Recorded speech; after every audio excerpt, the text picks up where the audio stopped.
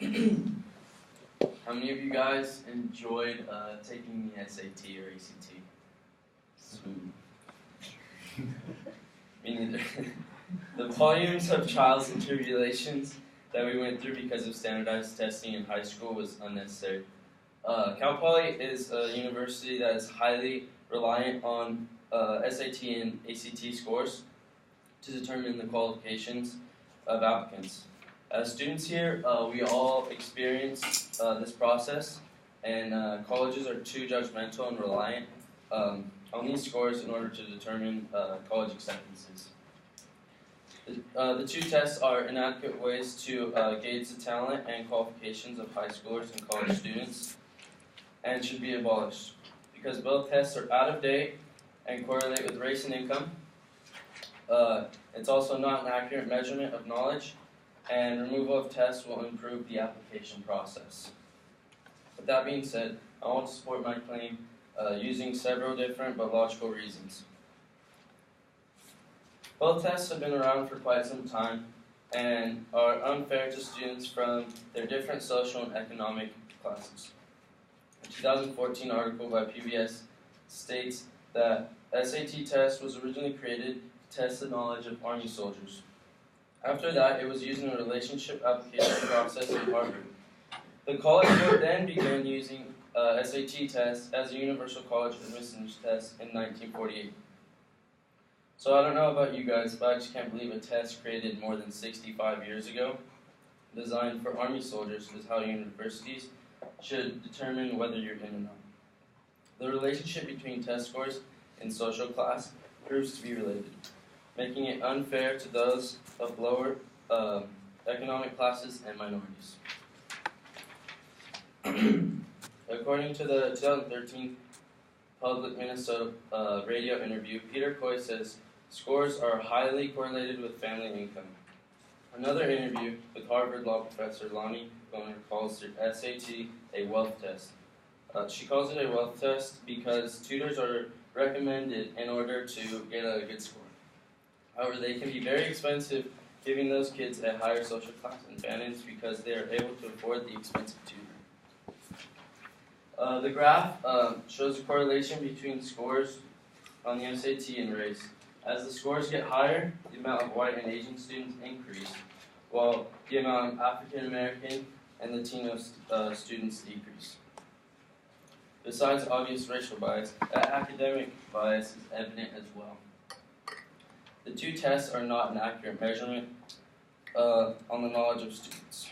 In many cases, you have a straight A 4.0 student that might not be a very good test taker and do not react well to pressure and time constraints. They're probably not going to perform very well on this test. In a 2014 PBS article, Sarah Schuffer says, 4 years, long-term evidence of self-discipline, intellectual curiosity, and hard work. That should be what matters the most. Few tests can tell what kind of person someone is. Essays and references should be more heavily relied on rather than aptitude tests. With that being said, universities try to find the most well-rounded people, but these tests are the one thing keeping them from that.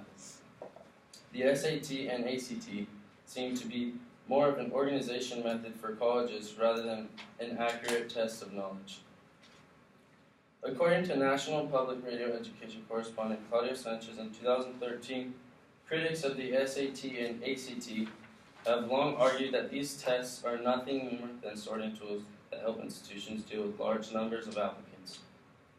Last year, Cal Poly received almost 50,000 freshman applicants. That's so many test scores for admissions to sort through and somehow fairly decide upon.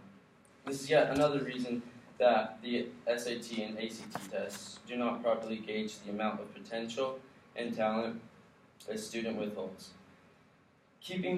also keeping some from getting into the school of their dreams. It also gets kids that are just good test takers that might not have as high of a GPA get into better schools purely based on their test score outweighing their GPA, which is another downfall of the test. Racial aptitude based on bias testing creates flawed barriers and does not represent the diverse makeup of our nation, especially California. The removal of standardized tests or testing has proved to be successful for some colleges and would improve the application process for students and universities. Gregory Friends, the president of Texas at Austin, says, "We're done with standardized testing, the SAT and the ACT," in a 2015 article about the decision. Universities such as Hampshire College and University of Texas at Austin have already made the submission of standardized test scores optional on their application. I mean, could you guys imagine not having to worry about taking the SAT or the ACT? This would give students more time to focus on things like their application essays or letters of rep. Also, time spent studying for the test can now be used to work on academic weaknesses, so they are fully prepared upon arrival to college. Students could also spend more time working, which builds their resume and provides experience beyond the classroom. Working also provides the money for all the unexpected expenses with going to college, like laptops, stuff for your dorms, just stuff you don't need. Students could also volunteer in an effort to build their college application. More importantly, people would benefit if more students could volunteer their valuable time. A more accurate and complete measure of college applications could be submitted if students were not consumed with just studying for standardized tests.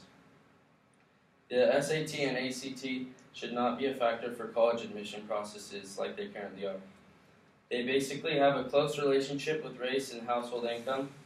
They are not an adequate way to test knowledge, and the removal of them has already been proven to be successful.